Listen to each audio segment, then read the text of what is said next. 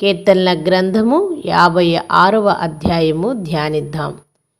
దేవా, నన్ను కరుణింపుము.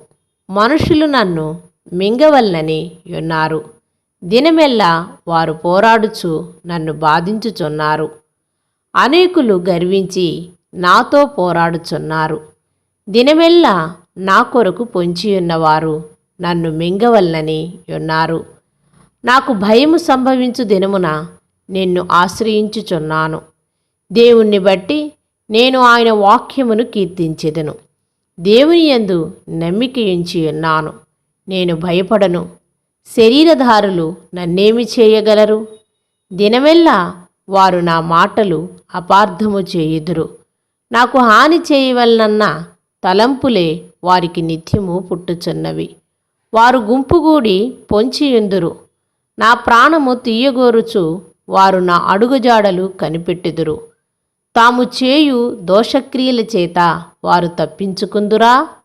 దేవా, కోపము చేత జనములను అణగగొట్టుము. నా సంచారములను నీవు లెక్కించి ఉన్నావు. నా కన్నీళ్లు నీ బుడ్డిలో నుంచబడి ఉన్నవి.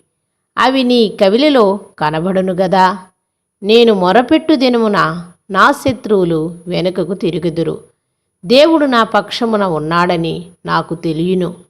దేవుని బట్టి నేను ఆయన వాక్యమును కీర్తించెదను.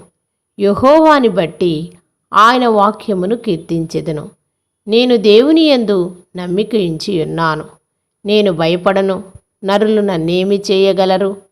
దేవా, నీవు మరణములో నుండి నా ప్రాణమును తప్పించి ఉన్నావు.